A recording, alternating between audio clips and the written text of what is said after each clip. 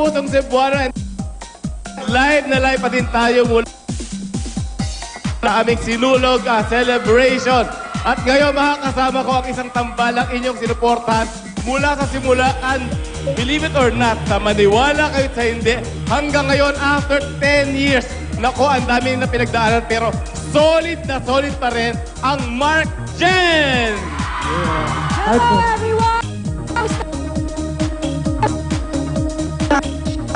Ayun, okay. Eto ha, question siyempre. Kayo ang kauna-unahang pinagtambalan love team sa Kapuso dahil kayo ang first winners ng Starstruck, yung male and female, no? Survivors. Opo.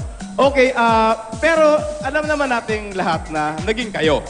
Opo. Oo. Pero naalala niyo ba yung petsa kung kailan naging kayo? Petsa. April.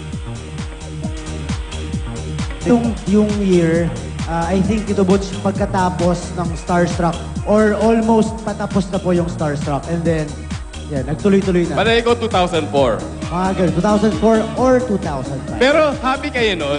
Happy kami Oo. noon. Okay. Oo. Kahit na para kaming aso't pusa noon, eh talaga namang happy kami talaga. Oo, kailan naging unhappy na at bakit nagtapos? Hindi kasi bawat, siguro, pa kami ng Kuya Butch. Ano kami, para lang kami nalaro. Oo. Siya, I'm sure kasalanan ni Mark. Po? Kasalanan ni Mark, no? Ito kasi. Oo, ito kasi. Hindi, in fact, after yung naging, on-life na tambalan, nalink si Jen sa iba. At si Mark naman nalink sa iba't iba. At maraming iba. Okay, pero meron ba kayong naramdamang selos factor? Eh, nung mga unang part, parang, grabe. Lahat na pinagseselosan ko, lahat na. Talaga? Oo. Hindi kayo? O dami. Marami kang pagseselosa Nung nun. medyo tumagal na, nasanay na lang ako. Pero, ito Butch, actually, nung simula, nung sinubukan na i-partner kami sa iba, sinubukan i-pair kami sa iba-iba. Oh, ako, honestly speaking, na nagselos ako. Nagselos ako nung simula. Oo naman. Ito naman talaga pagseselosan mo, Oo. sayang eh, no? Oo. Di ba? Ang ganda-ganda, magaling at mabait. Pero hindi, after 10 years ito posible kayang ma-inlove kayo muli. Alam mo, Tito Butch, eto sa totoo lang, hindi ko alam. Pero, paano?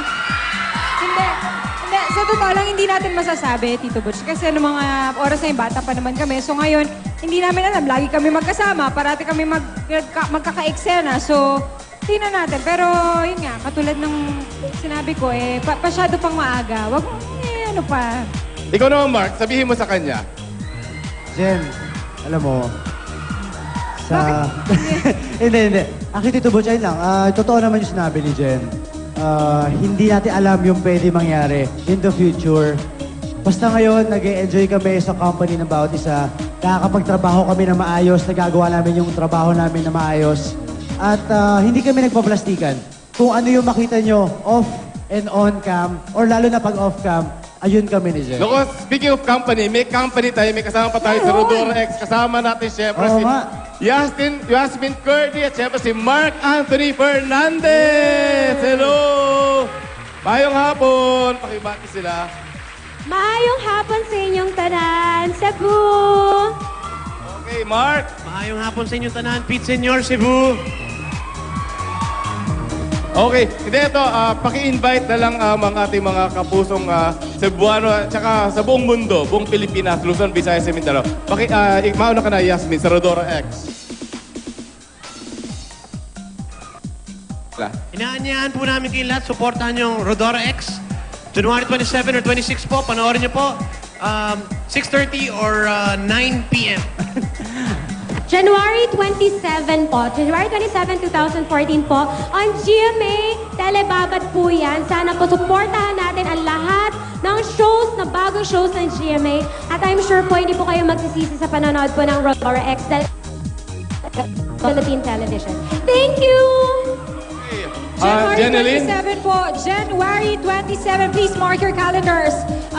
Rodora X po. Nako, GMA Telebabad po yan. Monday to Friday. Starting January 27. Rodora X. Ayan po, inuulit ko lang ulit mga Cebuanos. January 27 na po, malapit na. Rodora X on GMA Telebabad. At